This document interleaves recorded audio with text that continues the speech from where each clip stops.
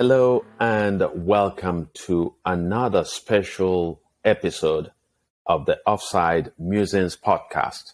My name is Oke Ndibe. I'm delighted to welcome you on behalf of my co-host, Emeka Onyagwa.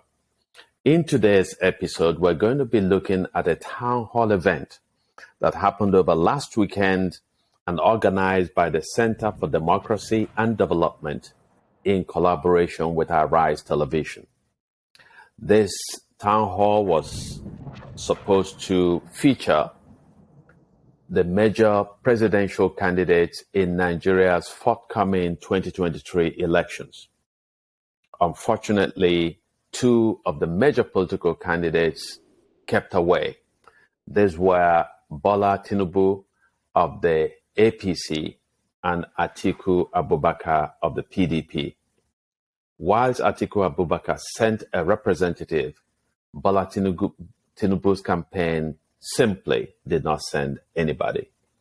And so in this episode, we're going to x-ray this development and look at some of the takes by the political candidates at the town hall.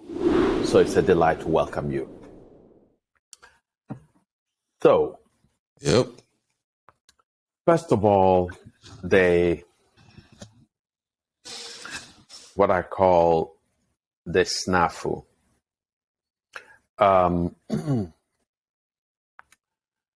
That you and I have always said that it was imperative that the major political candidates seeking Nigeria's presidency should get together and hold a series of debates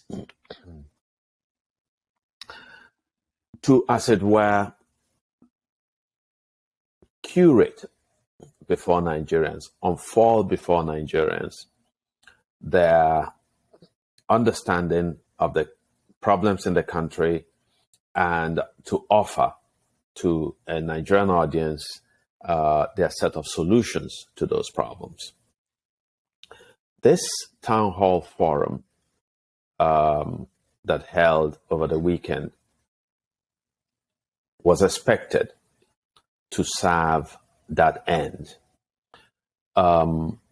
Unfortunately, Atiku Abubakar, the presidential candidate of the People's Democratic Party, was absent.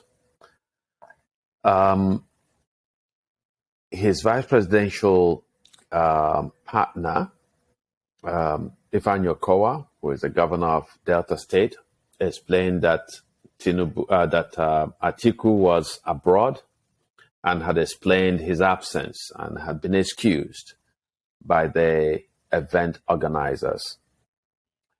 So that's one issue. And I would suggest that this is not good enough. That I would imagine that the organizers had given enough notice to all the presidential candidates to show up.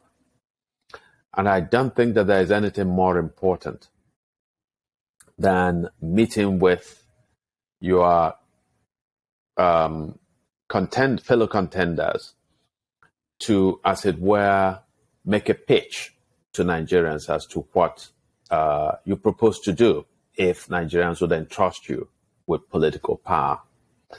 So it's really unfortunate. It's unpersuasive that somehow Atiku found a foreign assignment, a foreign event to do to keep him out of this town hall. But at least his absence was somewhat mitigated by the fact that at least his VP candidate was there. And I also have to say that Mr. Okowa did give a good account of himself in the debate or in the conversation. But far more egregious and unforgivable was the absolute absence of the APC candidates, but the presidential candidate as well as his vice presidential candidate. Of course, this was a forum for the presidential candidates. Both Tinubu and Kashim Shettima, his running mate, were no-shows. In a statement issued by Festus Keyamo, their spokesman, the campaign basically said that they would prefer to speak directly to Nigerians in events that they themselves are going to curate. So they have apparently no interest in sharing a forum with other candidates, in answering questions, both from campaign organizers as well as Nigerians, on what they plan to do if given political power.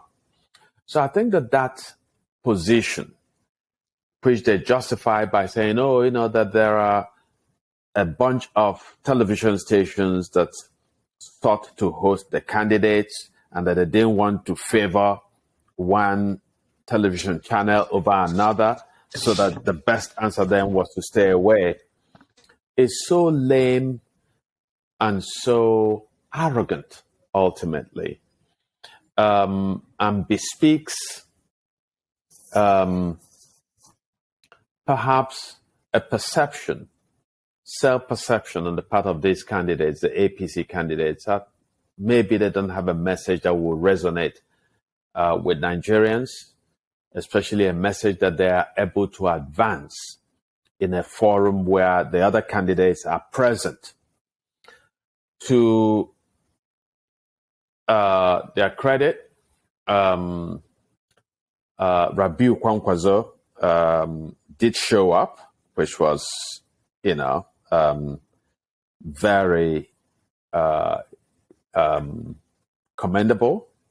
So Rabiu Kwankwaso is sort of one of the candidates that are sometimes underrated in this presidential race. But, I expect him to be a factor.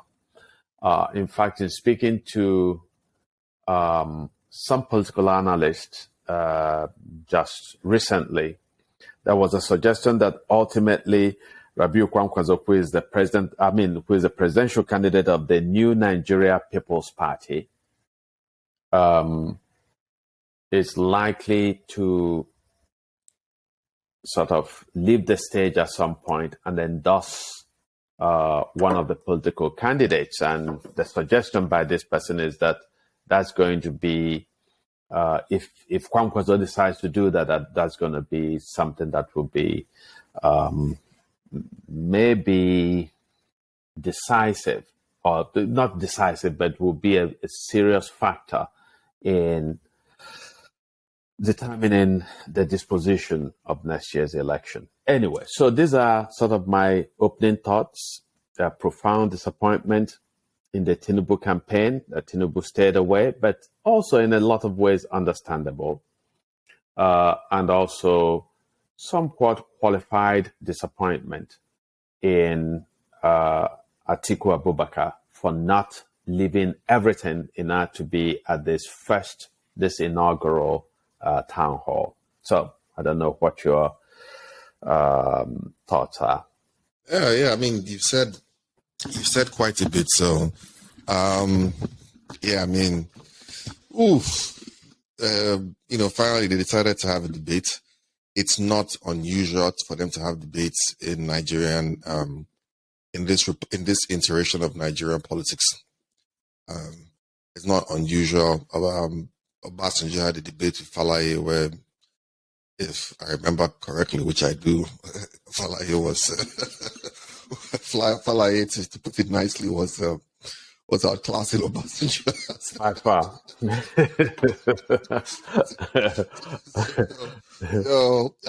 I think in 2003, how did that go? That was 99, 2003. Wasn't much. It's more of a coronation, where at the convention, Obasanjo was forced to reconcile with Atiku from account, had to go on one knee to beg the man, even though he felt aggrieved by the guy, which he showed the rest of. So it wasn't a big, was Buhari and I believe, I think Umezuki, can't remember who ran, but there wasn't much of a debate that year. Droit was on and off. If I'm not wrong, there might have been something in that direction, but Yeah, I don't think there was a debate, in the Yaradua.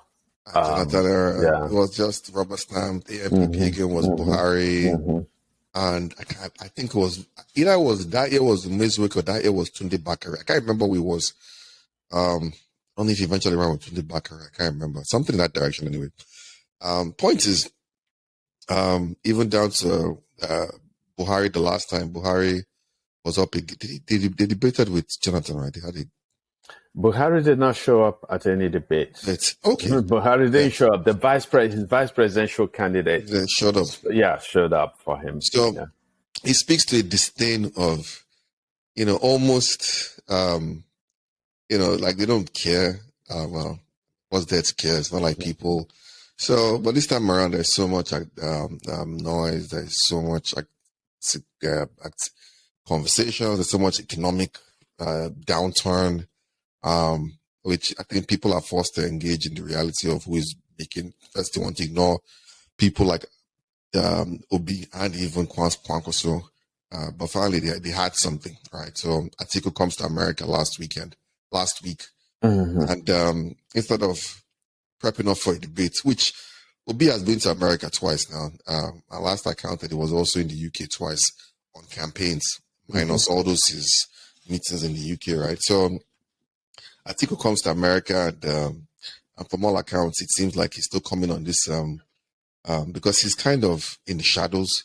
I know some of his fans will want to argue left, right, and center, but I mean, the facts are the facts. He's kind of in the shadows. I heard somebody talking about, well, if he's in the shadows, his wife at the time, or I don't know if they're still married.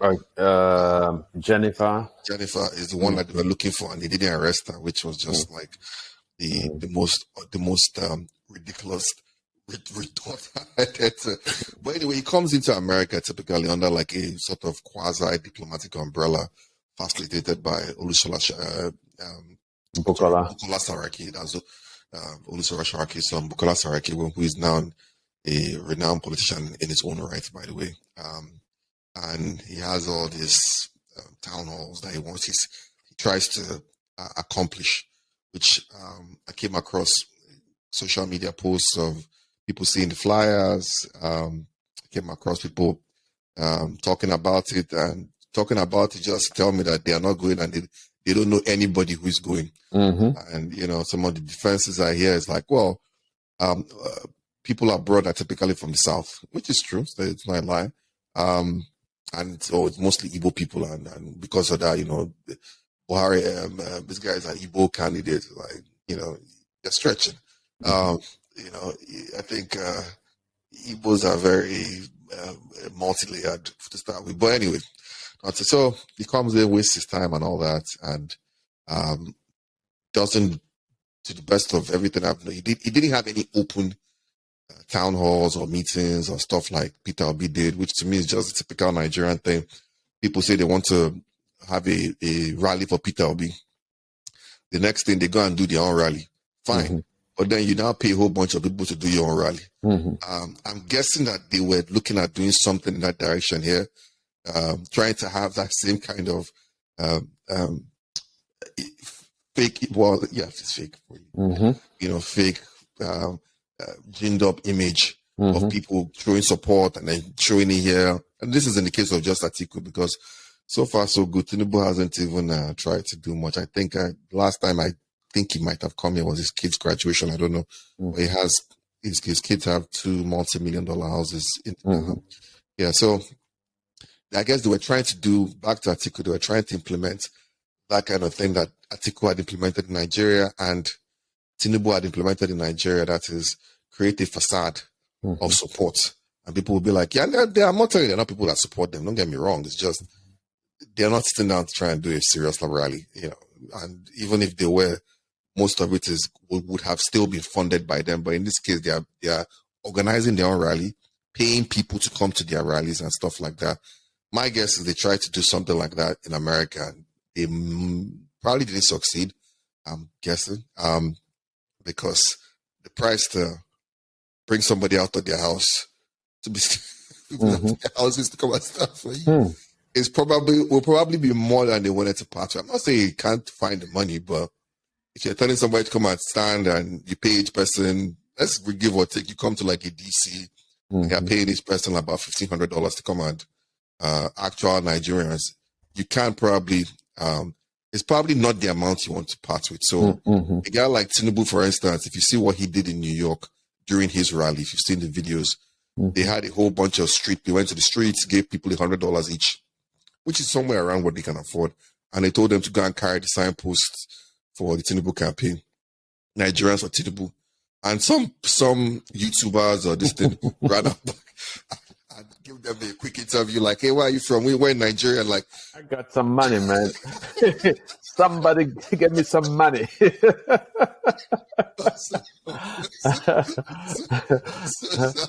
You can find, if you're willing to pay for it, you can find anybody to carry a placard and protest against themselves, even. Yeah, of course. Yeah, of course. you know. You're not going to find Nigerians that would come out en masse in these countries for $100. You're going to have to pay somebody, which they probably don't want to part with. So, anyway, so we get to the debate, and just like you said, this thing plays itself. I know in the public discourse, people will talk about Kwankwaso, and it's not because he doesn't have support. So Kwankwaso, for those who don't know, is the former governor of Kano State, which is one of the prominent states in the northern part of Nigeria. I don't mean northern as any noun, by the way.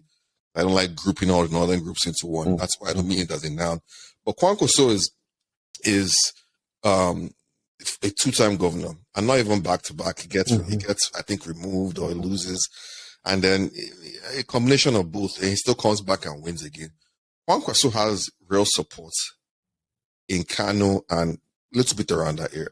Actual real supporters, not fake supporters, people that actually believe in him.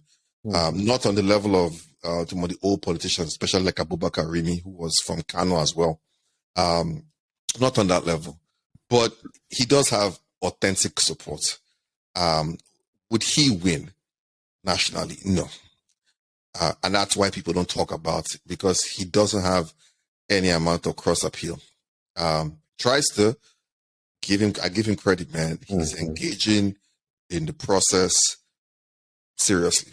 You know, from some accounts, they even actually like offered him the VP slot under OB, and he said he has a bigger political structure than OB, which, give or take, is not crazy to say that to some degree. Yeah, it's not. You can't. You talk about a political structure, you know, quote and unquote, a political structure. You could actually make that case that Kwankwaso does have a bigger political structure than OB. It doesn't necessarily have the kind of momentum OB has. So from that kind of this thing, it like made sense. It's kind of like when Obama called Joe Biden to be vice president. If Biden had said, no, I have a bigger which would be true. Yeah, it would be true. But Joe Biden, you're using that structure to go nowhere fast. That's true. So, he wouldn't have excited the youths the way Obama did. But, and he wouldn't even be president right now if he had stuck to his gun. So Kwankwaso is a serious candidate, but is a serious candidate to who he ends up, and he can neutralize any effect APC would have in their northern strongholds. I won't say any, he can neutralize a large amount of those effects the APC would have in some of those northern strongholds. Kano, Katsina come to mind, right? And maybe parts of Niger State, right? Come to mind. So he is somebody that the OB camp had tried to court. But he's engaged the campaign as a serious thing. This town hall was done by online polls, and they put all the registered candidates. I think probably about 20-something of them. I think, about the top 6 were the ones they called. And these were the top 5, I think, right? Top 5, Tinubu didn't come, right? These were the ones that made it into that list, right? Actually, I think it was going to be the top 4. I think they put in Was it 4 or 5? Kola, Abiola, since the Tinubu campaign did not show up. So I think that. So I'm not quite sure about that. But anyway, the point is they try to be somewhat fair as best as they can. People might say, "Well, everybody's not online," but that's the structure they have. The other thing they'll have done is maybe start calling people by phone, right? So they came up, they put these guys there. Tinubu didn't even bother. Like I said, in fact, I'll get to it, but Atiku was somewhere in America hanging around Bukola Saraki to claim unity in case they want to grab him. You need to see him go into Bukola Saraki as if they have some kind of very, very weird relationship.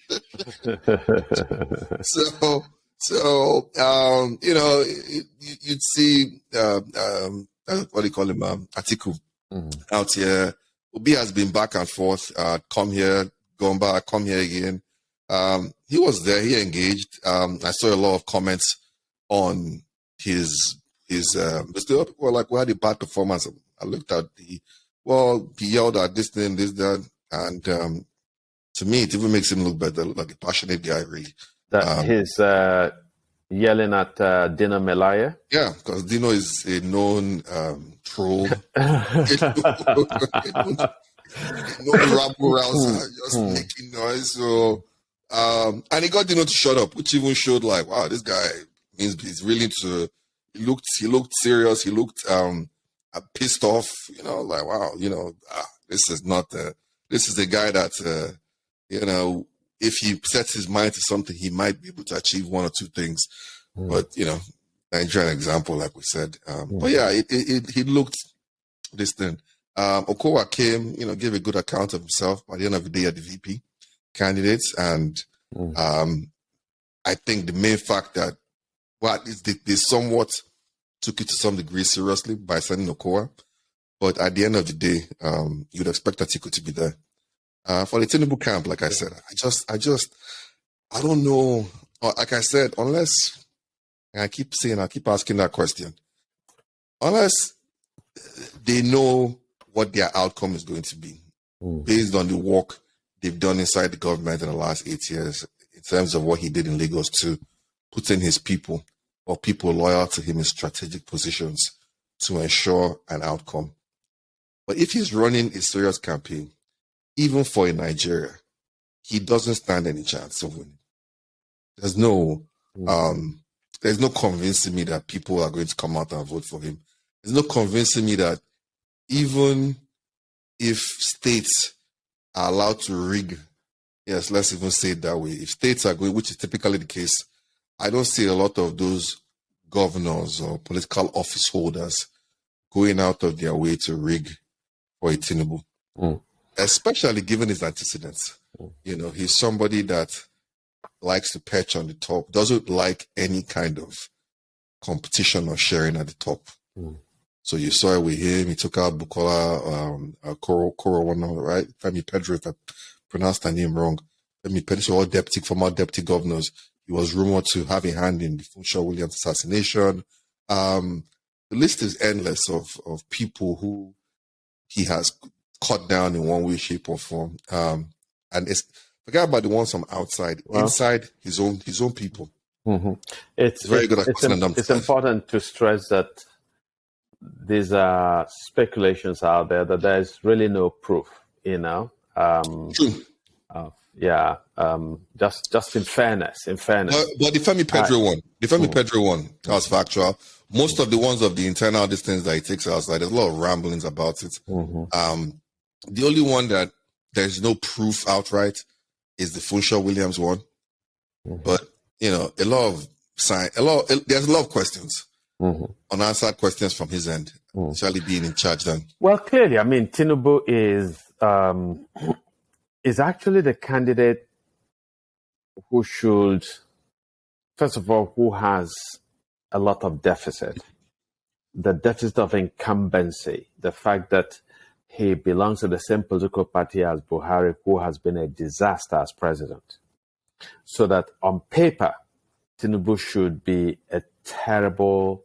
have terrible prospects, unless Nigerians are deemed not to be rational people who would then want a continuation. That's the only way Nigerians will want a continuation of anything to do with Buhari. And we haven't heard Tinubu renounce Buhari. If anything, he has suggested that he's going to continue the Buharian legacy. So I don't think Nigerians are that irrational. And if my hunch is correct that Nigerians aren't an irrational people, I don't expect Nigerians to say we want more of this nightmare of the last 8 years, you see. And so Tinubu is a candidate who has to work the hardest to somewhat erase this baggage of incumbency that Buhari saddles him with. Okay, so that's one issue to look at. The other thing is that Tinubu has been a very shadowy figure in Nigerian politics. From the very first time when he ran as governor of Lagos State, there were questions about his academic credentials, right? Where he had put in on his filing forms that he went to the University of Chicago, which is like a major global university of global repute, right?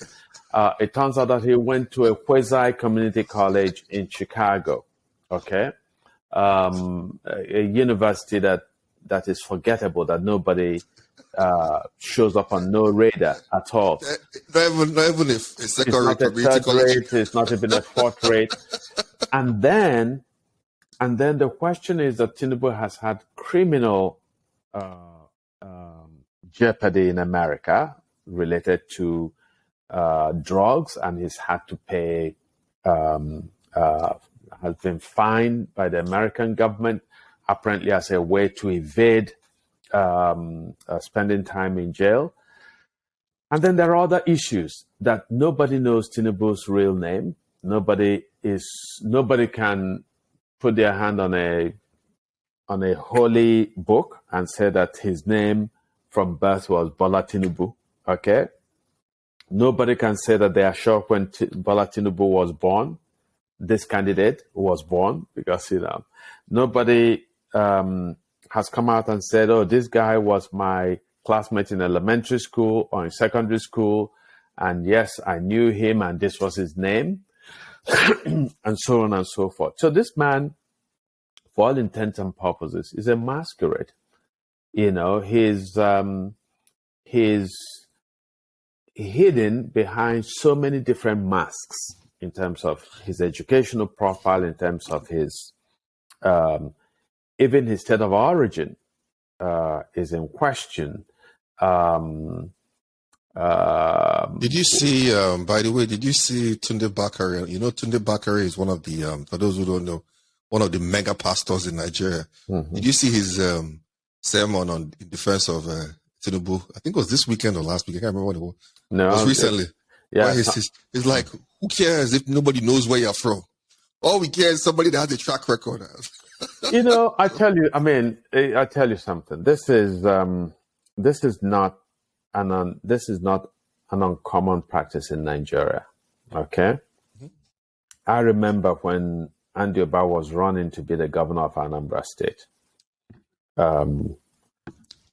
in 2007, and I was critical of him on so many accounts. Part of which was that Andy Oba was parading himself as Dr. Andy Oba. And it was clear that Andy Oba didn't even have a first degree, a bachelor's degree, that Andy Oba indeed had not passed his secondary school leaving certificate in any satisfactory manner.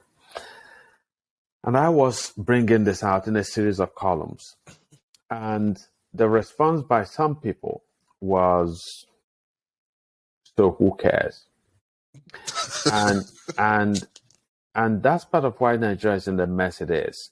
Because if somebody misrepresents himself regarding his or her name, if we don't know somebody's true name, if I am not okay Ndibe, if I did not go to school in the educational institutions that I claim to have gone to school in, if I don't have the degrees that I claim to hold, then how is anybody going to trust anything that I say or anything that I'm going to do? So when somebody is a phantom, as it were, okay, somebody is a masquerade, how do you even hold the person to account? Okay. So yeah, Tunde Bakare is somebody that I respect on so many accounts, but often those you respect will profoundly disappoint you. And so this is one situation where you don't have a track record if people don't know your name, if you misrepresent where you went to school. So, of course, you can change your name midway through. You know, when I was in secondary school, people who knew me as Anthony. That was my first name. Okay was my name, but in fact, my parents called me Okay at home. My baptismal name was Anthony. In those days, the fashion was to answer your baptismal name. So I went to secondary school. If I was asked my name, I said Anthony. At home, my parents would call me Okay, right? It was only after I left secondary school that I then decided that Okay should be my first name. Do you understand? And so even till today, when I get a call and somebody says, "Is this Tony?" I know it's somebody who knew me from secondary school, right? Actually, they didn't just call you Tony, but yeah.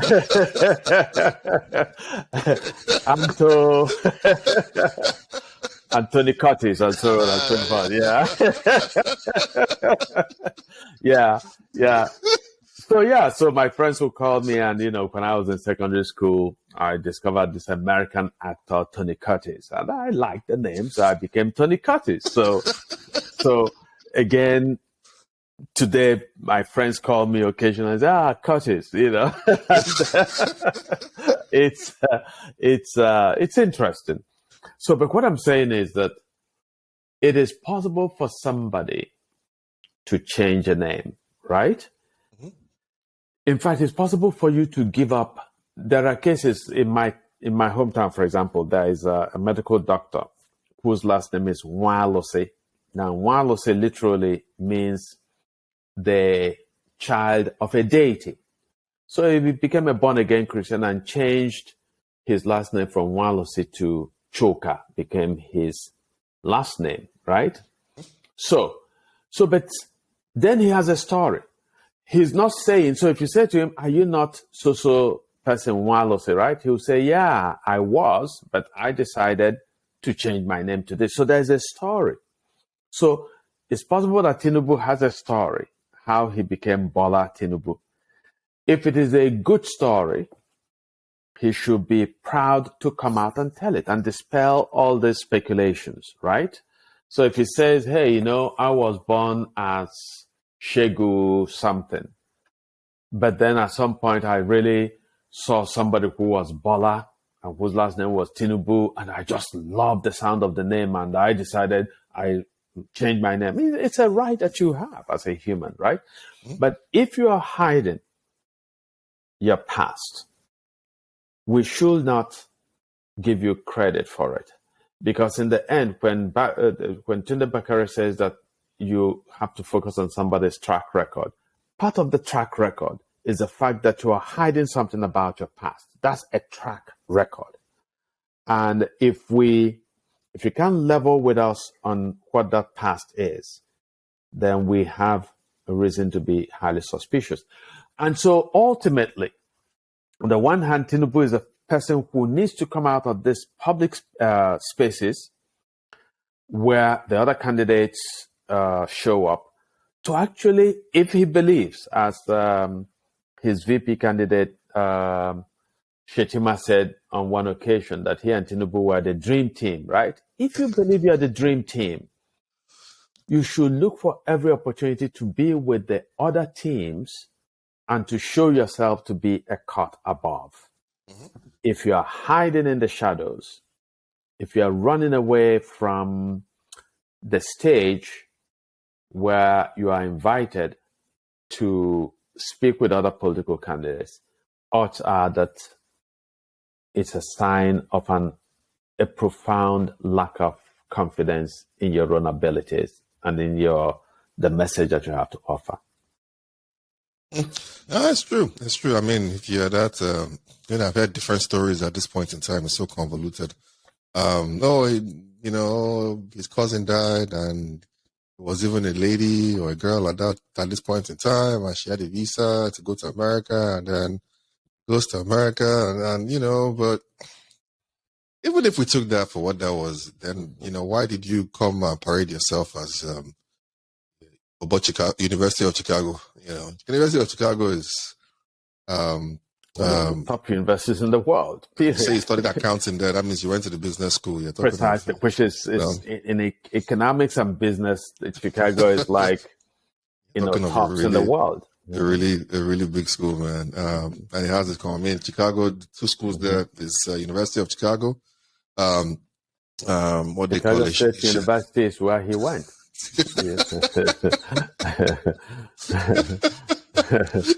Yeah. I know people will say, I get it, man. In Nigeria, especially, we've come to that point where we don't care about any of it.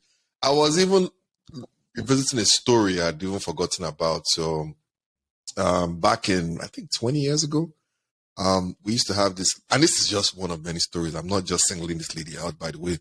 It's littered with places, right? We had this lady that was head of Nigerian Stock Exchange, who was called, at that point in time, she was I believe she still is. Yes, she's called Doctor. And that was her preferred title, like a preferred pronoun or something. Yeah. She said, she had a PhD from, I think she said City College in New York and stuff.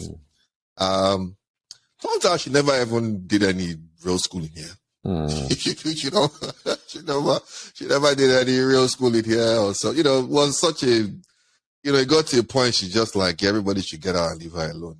I'm sure if it was in this era, she would say they're only attacking her because she's a woman or something. Yeah.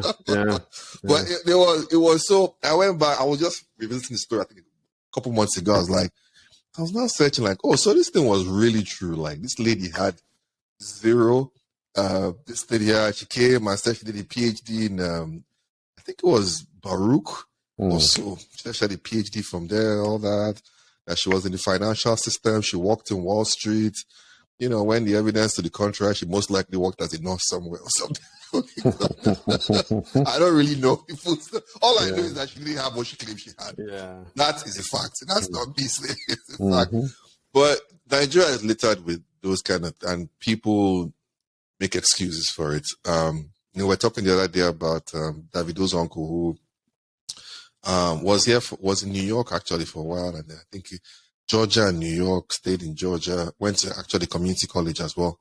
And when he just ran with, all you need is a school cert. The Constitution allows you, if you have a school cert, to run for governor, to run for president. Yeah, and so when a politician begins to pad his or her credentials, then it speaks to a certain fraudulent.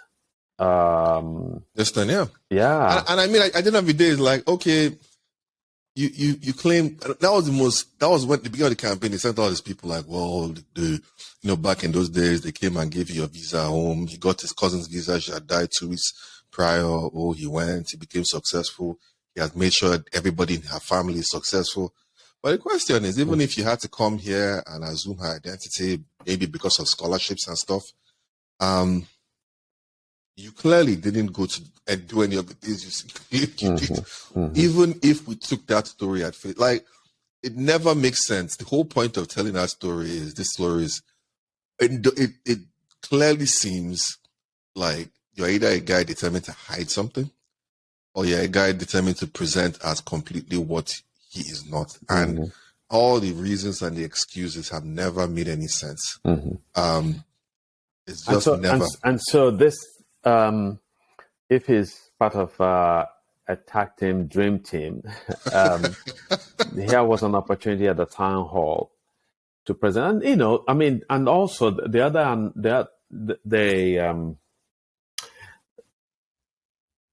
The other thing that was profoundly irritating about Kayamo's statement, right? That Tinubu basically is taking his message directly to Nigerians. So there should be no contradiction, no conflict. You can both show up and it's a matter of respect too. If you respect Nigerians, here is a forum, okay, that a group, Center for Democracy and Development, and Arise Television, two groups, have put together in collaboration. It's a matter of respect that you show up, okay? It's not going to stop you. The fact that you show up at these debates, in fact, in a place like America, candidates go to debates, and then after the debates, they go on the road for another week or two, amplifying some of the ideas that they spoke about at the debate. So they because at debate, you have 2-3 minutes to give an answer or to give a rebuttal. So it doesn't give you the latitude to develop your ideas fully. So typically people watch you, they're excited by some ideas that you've expressed in these debates. Those ideas are not fully fleshed. And so you go out on the campaign stands and you flesh out these ideas, over time.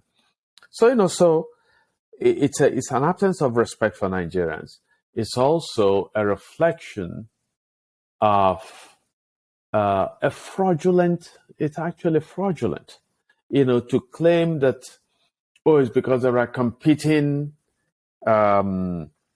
requests from different TV networks, and so you're not going to favor one. Okay, why don't you then say, because how many TV networks are there in Nigeria after all that are serious ones? Do you understand? Serious ones. So if you're saying we don't want to favor Arise Television, why don't you say then, okay, we're going to do Arise, but in fact we want to do other TV stations? Because one of which belongs to him, by the way. Yeah, precisely.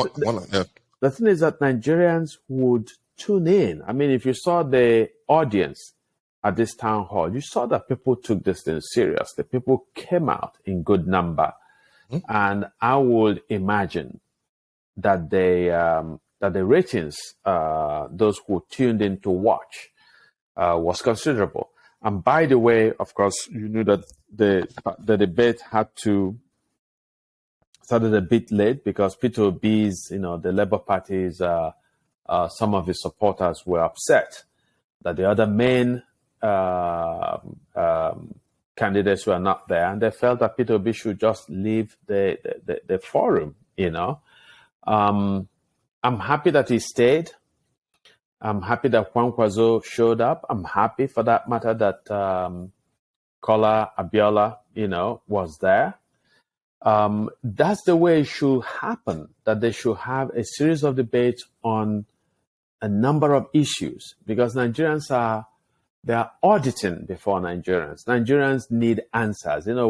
We no longer should go for this politics where politicians go to rallies and say, I'm going to move the nation forward. Vote for me and I'll move the nation forward.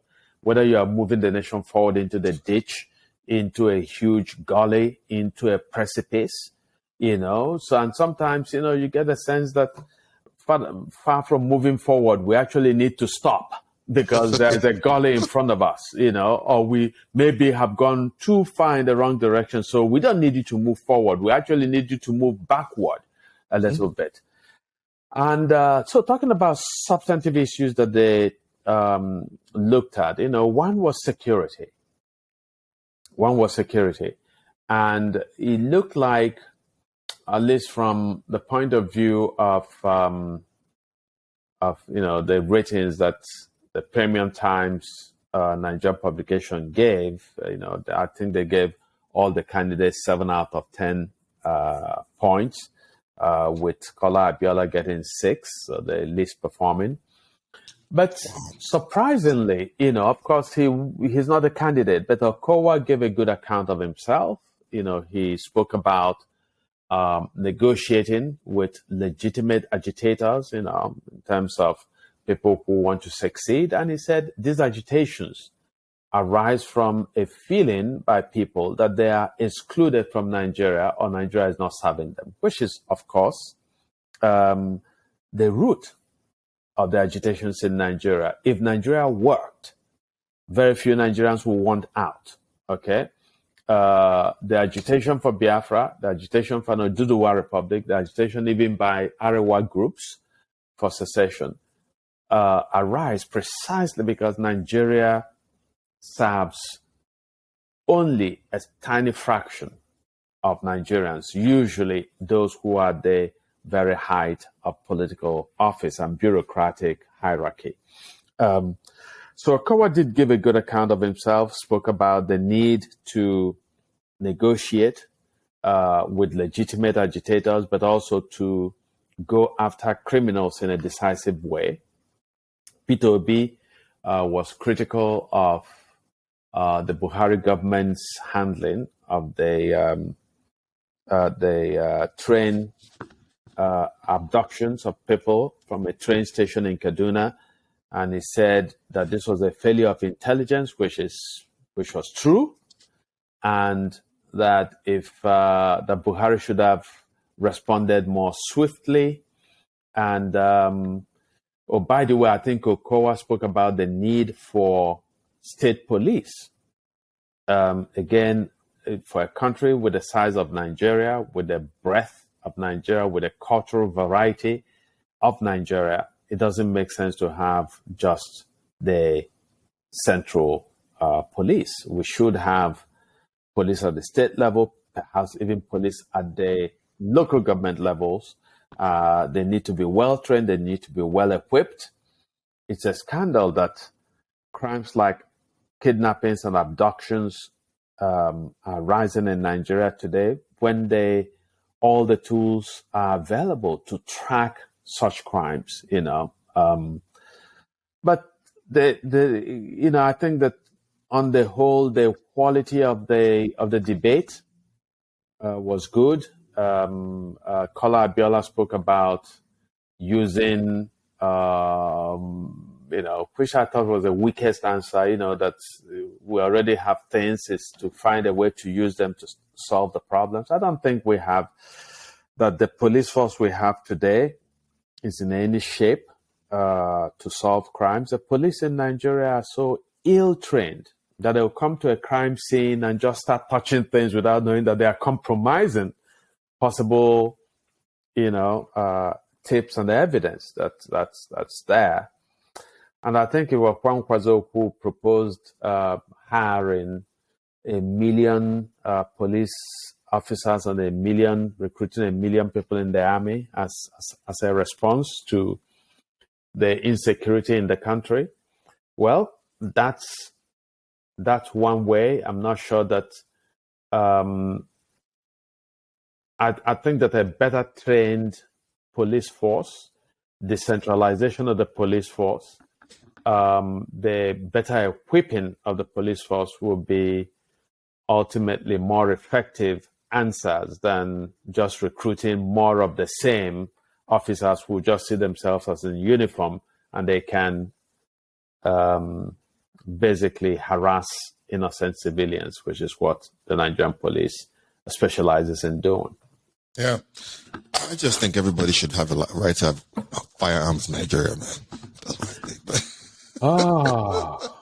I'm not sure I'll go there. I think I'm a firm believer in everybody acquiring firearms. The right to have arms. To bear arms. Yeah. I don't think so. In America, it's already too much of a problem. It is. In America. It is.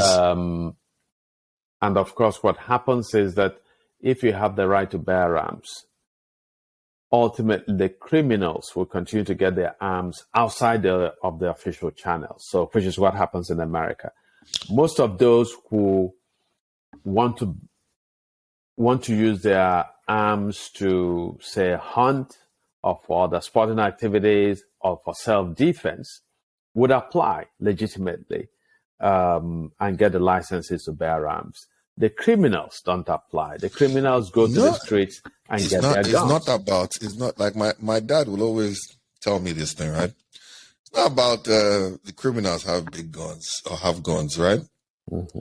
It's about if you walk up to me and you don't know if I have a weapon. That's right. There is a level of restraint you're going to have started by yourself. That's right. That's right. Which we don't have. So Mm-hmm. I believe in it. Like, don't get me wrong. I put that one day on Twitter. One of my cousins unfollowed me. Like, oh, this guy's crazy, man. I'm like, whatever, man. You gotta think. But look, you know, I mean, she's thinking like a young lady, I guess. Mm-hmm. But look, do I think a lot of people would just die? Sure, 100%. A lot of people will get killed. Mm-hmm. And then after like, you know, a couple of months or maybe years of mass killings, I don't know what to say. Yeah.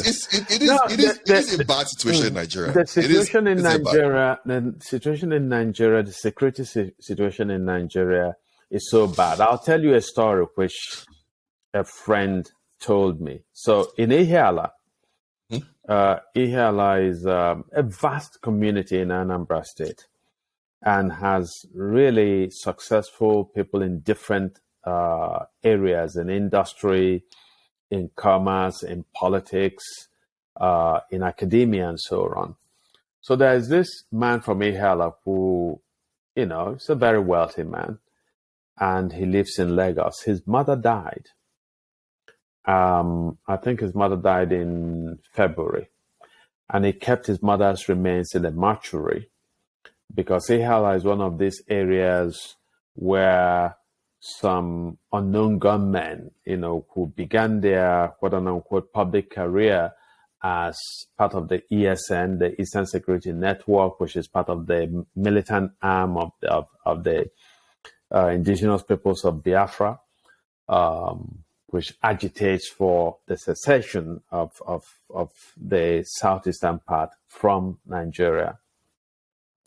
And so Ihiala is one of those areas where they are very, very active and very, you know, sort of they've dominated and they've cowed everybody. So this man could not bring his mother's remains to his hometown to bury her. So he kept her in a morgue in Lagos, hoping, waiting month after month, hoping that things will get better. And then this man's wife dies. So, you know, so he's not buried his mother, his own wife died. And so finally, the man was tired of waiting. You know, it's like having two corpses on your hand. And so what he decided to do was he did their funerals in Lagos and indeed announced that they would be buried in Lagos. But then he hired some people to go to his hometown and secretly dig a grave. And he brought his mom, so he took his mother and his wife's remains to Asaba, which is a neighboring state to Anambra State. And then one evening, they drove the corpses to his hometown and buried them secretly. Okay? Buried them secretly, and the man didn't even show up. Okay? I have another friend from, you know, who is from Awka, who is a well-to-do businessman in Lagos. His immediate younger brother died about a month ago, and he called me and he said he was going. He got a friend of his to lend him an aircraft.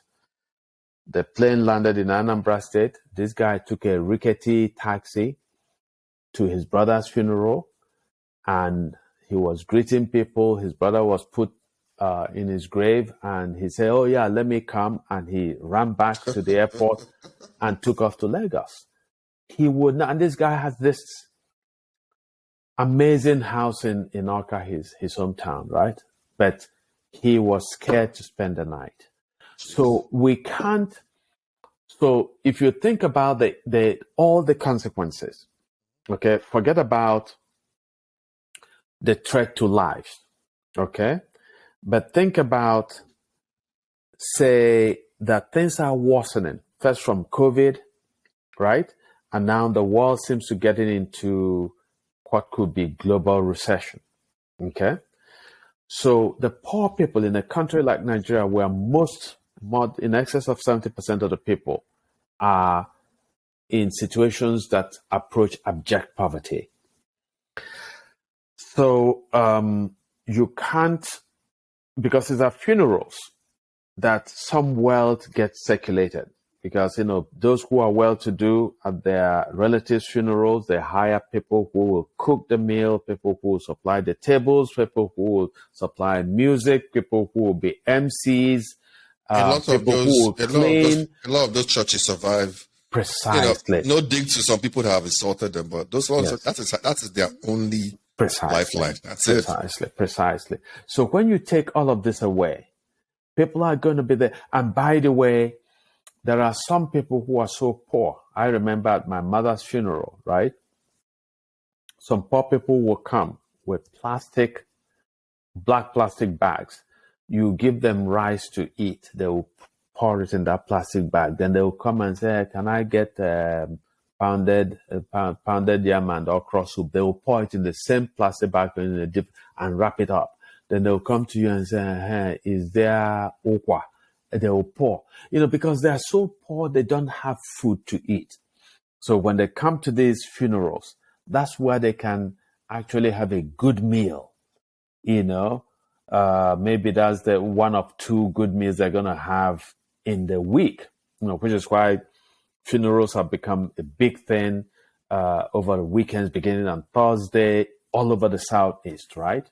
Because people constantly die. That's one funerals, traditional weddings, precisely funerals, traditional weddings. Events. That's where people, they come out and dance. Young people who are unemployed will come with their organic groups, and they will, sort of welcome dignitaries, and you spray them with a bit of cash to manage.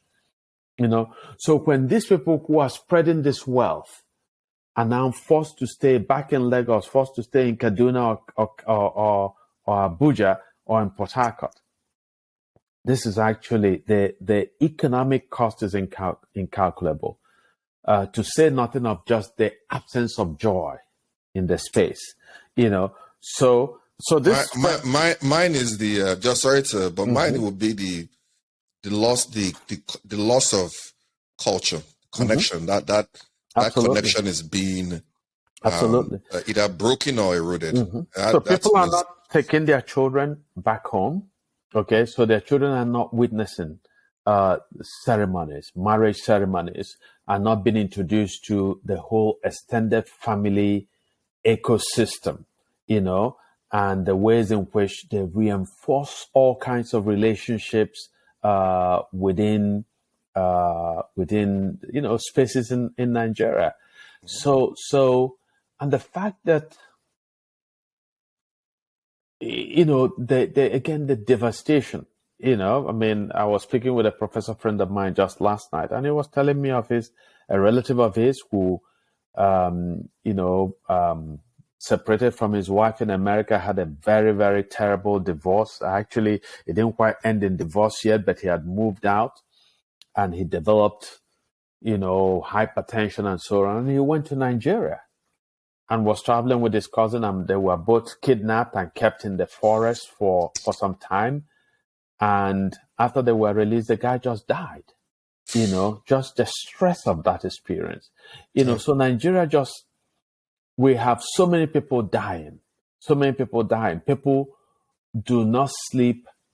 There's a friend of mine who told me of going to his hometown from America again, and he was sleeping at night and he heard gunshots, and he stayed up shaking the rest of the night, thinking that armed robbers were operating. It turned out that there was a nearby local nightclub in his hometown, and it was the police shooting the guns, or maybe the security of the place shooting the guns to warn off criminals that, we are here. So there's sort of stupidity. So occasionally people will just turn the gun to the air and, shoot. To tell people we have guns here. They understand. While this poor guy who didn't understand what was going on, he had nobody to tell him, hey, relax, it's this nightclub. Just said he sat in bed just shaking all night. So there is no greater issue than the issues of security, which was, and the economy, which were the two issues that these presidential candidates took on. It was a poorer debate first for all the drama around it, some sense of poor planning, but it was the first one, and hopefully, the presidential candidates of all the major parties will come to subsequent ones. I think that people should really, really push back against Tinubu and Atiku for being no-shows and shame them into showing up. If you respect Nigerians, if you want to be taken seriously as political candidates, you better show up to those town halls. So right now we are in the first week of November, right? We just passed daylight saving time. The elections in Nigeria are scheduled for February next year. Mm-hmm. What do you think happens next couple of weeks? Do you think maybe they wake up and decide to finally postpone the elections and call it an esteemed committee of advancement to try and figure this out? I'd call it committee of advancement in this case. I call it the rescue, emergency rescue team. I call it. What do you think that happens, or what do you think happens in the next? Given everything in Nigeria, I won't be surprised if there is the elections are postponed for a month. Just because we fail at the little things, I won't be surprised if the Electoral Commission has not figured out all the little, nitty-gritties, what you need to do. I know that there were all kinds of issues about even voter registration. That people were talking about being unable to register, being chased away, going to registration centers and finding that the officials were not there, the machines were malfunctioning, and sometimes simply. By the way, did you see the numbers of INEC? No, I haven't seen the numbers. The numbers of invalid registrations, percentage-wise, numbers-wise. South, and the Southeast had the highest numbers of invalid registrations. This is the INEC numbers. This is not me. This is the full INEC numbers by percentage-wise. By this, there were a lot of, and obviously the South is how, and then it's so that's the thing, because they I think that a lot is going to ride on these elections.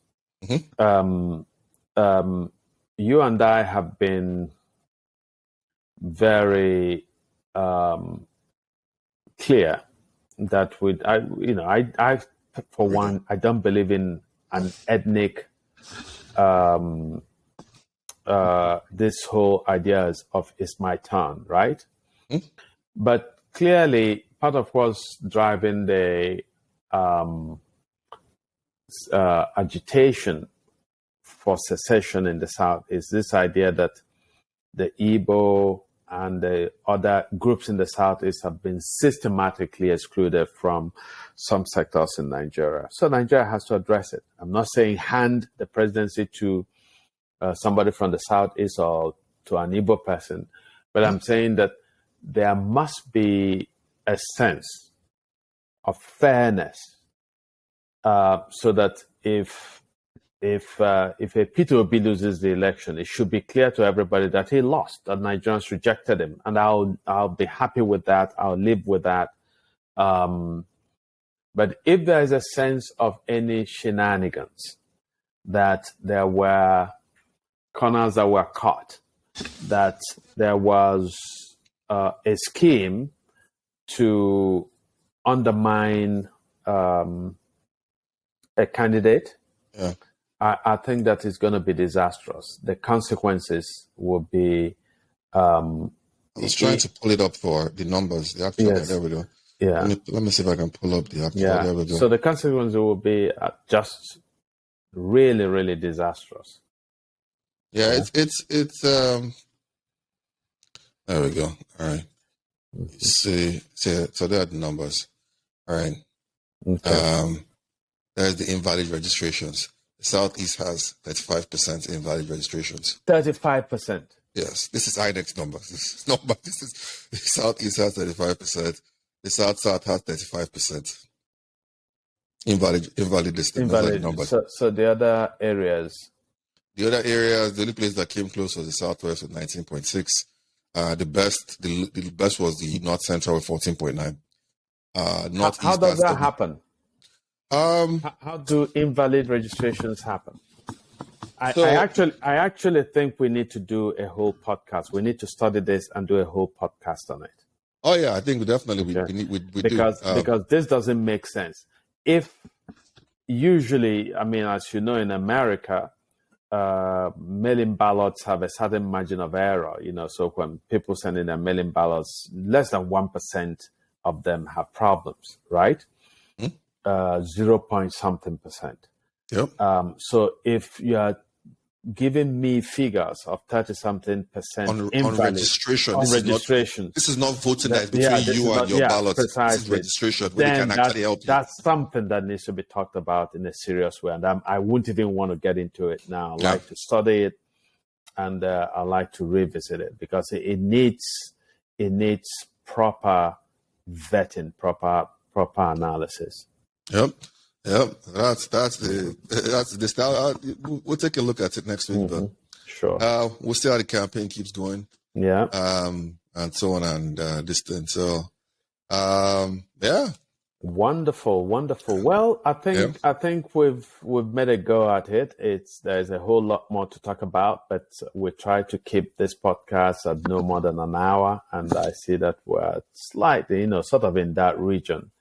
So it's been a delight to have you with us during this conversation, and we look forward to welcoming you to yet another episode. Thank you. All right, thanks. Yeah.